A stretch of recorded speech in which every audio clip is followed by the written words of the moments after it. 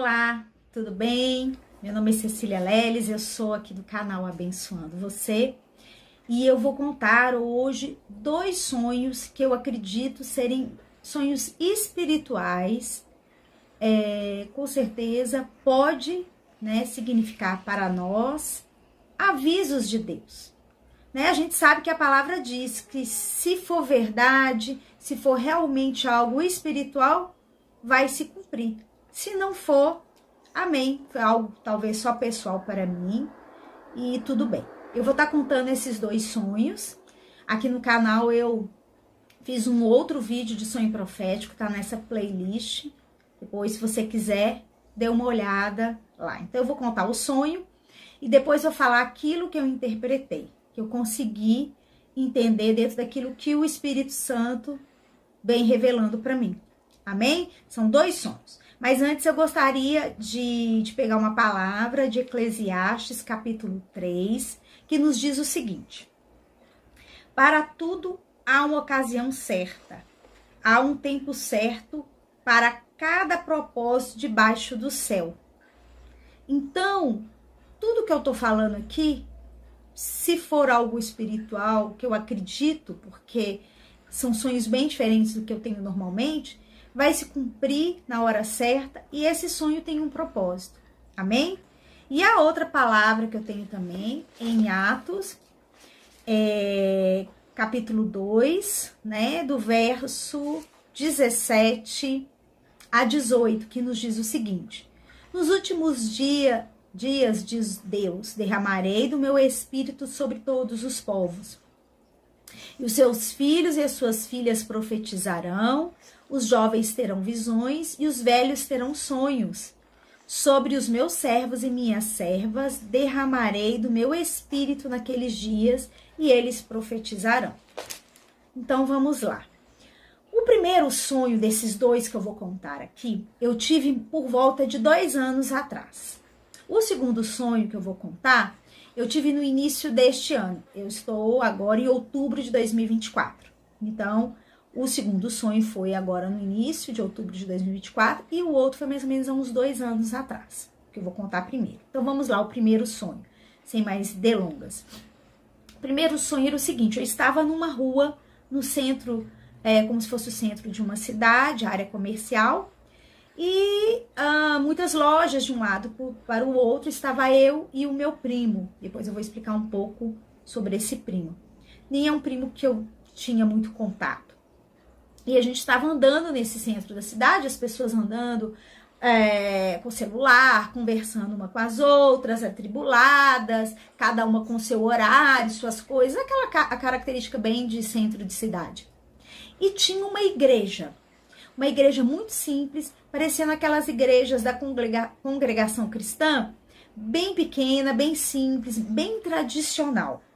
E de frente a essa igreja, no passeio, estava uma moça com umas vestes bem de modéstia, saia longa, assim, uma típica cristã, tradicional, com saia longa, vestes de modéstia.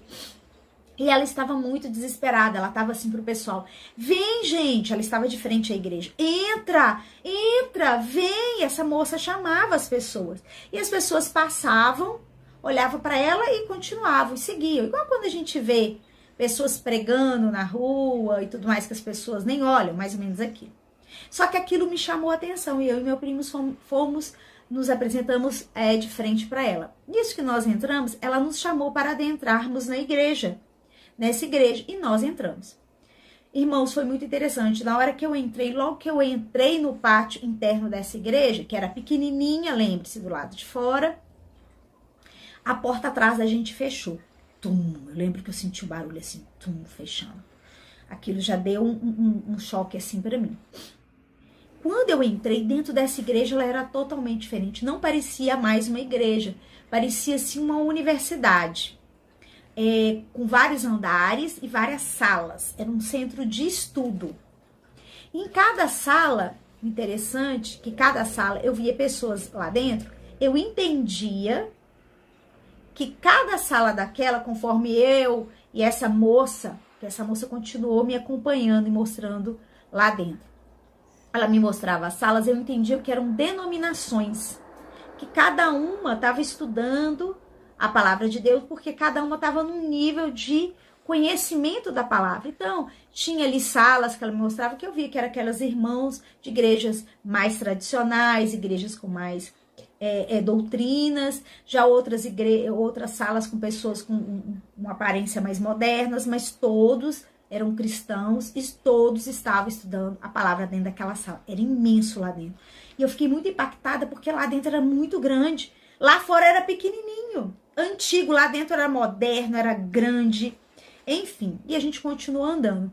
Aí ela me levou para o pátio externo dessa igreja, escola, vamos pôr assim, né? Esse centro de estudo cristão, igreja. E era um lugar aberto, o céu tava azul, as nuvens branquinhas e tinha uma cantina. E ela falou, você pode comer aqui. Eu falei, olha, aqui tem alimento, tem comida à vontade. E tem o que você quiser. E tinha ali alimentos, lanches, muito gostoso. E eu fiquei numa alegria e foi tudo muito surpresa para mim. Pois bem, de repente, eu ali naquele clima de alegria, essa moça sumiu. Aquele céu que estava azul, com nuvens brancas, de repente escureceu, anoiteceu de uma hora para outra e não tinha estrelas. E apareceu naquele céu como se fosse um telão assim de cinema retangular, imenso. E eu olhei. Quando eu olhei para este telão, começou a aparecer cenas para mim. E essas cenas mostravam o que estava acontecendo lá fora. Fora da igreja, da escola no qual eu estava. E não precisava falar que lá a gente entendia, às vezes, pelo pensamento, né? E aí eu comecei a ver. E a primeira cena que me foi mostrada nesse telão, eu vi pessoas, poucas pessoas, andava uma, depois outra, depois outra, como se estivesse andando numa estrada. Sabe quando a gente tá viajando na estrada, a estrada tem pouca iluminação, indo bem pro interior? Era escuro, as pessoas andavam solitárias, de cabeça baixa, sozinha, nesse caminho escuro, tristes de cabeça baixa. Assim, eu percebia que as pessoas lá fora, elas estavam se sentindo solitárias, no escuro, tristes, deprimidas, desamparadas. Depois me foi mostrada uma outra cena, um calor muito intenso, que tudo o que estava acontecendo ali, um dos primeiros sintomas, assim, no meio ambiente foi um calor, uma seca muito grande, um calor muito grande, incêndios, né, acontecendo. E as pessoas muito assim, sem saber, porque a proporção cada vez estava ficando maior. Depois apareceu uma outra cena, jovens, eu vi vários jovens, adolescentes e jovens, com aquelas vestimentas rasgadas, de cabelo colorido, piercing, tatuagem, aqueles meninos assim bem revoltados, e eles estavam fazendo protestos, igual a gente viu aqueles protestos nos Estados Unidos, de vidas negras importam, que eles saíam quebrando lojas e tudo mais. Eles tinham, esses jovens, eles eram rebeldes, eles tinham raiva e ódio contra tudo que se chama Deus, com tudo que é santo, com tudo que é correto, com as gerações antigas, e eles iam quebrando, eles iam levantando, fazendo assim com a mão, protestando, muito ódio, muita revolta, sabe? Muito desconstruídos. Aí depois apareceu outra cena, muito alagamento, muita enchente, muita destruição acontecendo. Depois eu vi terremotos acontecendo. E depois disso, eu tomei um susto muito grande, porque eu vi que a coisa estava só piorando.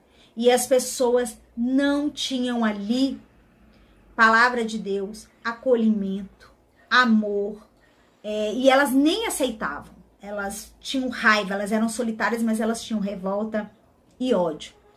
E aí teve mais algumas cenas, mas eu não me lembro agora, e eu acordei. Eu acordei muito impactada. Então esse foi o primeiro sonho. E nesse primeiro sonho, antes de eu contar o segundo, eu vou contar para os irmãos o que eu dei conta de perceber.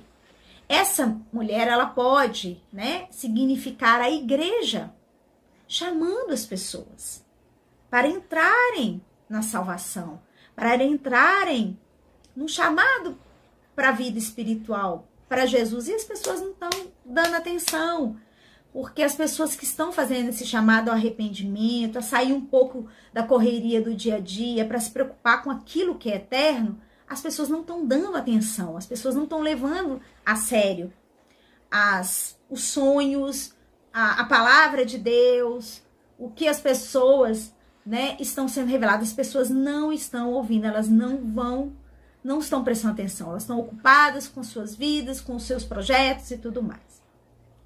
E que vai chegar uma hora que não vai ter mais esse chamado, que a porta vai fechar, como foi na época de Noé, né? E lá dentro, quando a gente entrar, né, nas bodas do Cordeiro, eu acredito que possa ser isso, significar as bodas do Cordeiro, seja aqui na terra, seja no céu, eu não sei. Deus sabe, cada um tem a sua crença teológica e escatológica. Lá nós vamos ter ensino, nós vamos ter vários irmãos. Aí eu lembro daquela, né, passagem bíblica que fala pessoas de todas as tribos, raças e nações, que a gente vai se surpreender com quem a gente vai encontrar lá. Vai ter ensino, vai ter acolhimento, vai ter alimento, proteção, alegria. Vai valer a pena, meus irmãos. Nós vamos ter surpresas quando a gente chegar lá. E muito mais coisas. E o que a gente está vendo aí. Então vão ter problemas econômicos, que foi naquilo que eu vi no telão, para quem ficar, né, na situação aqui.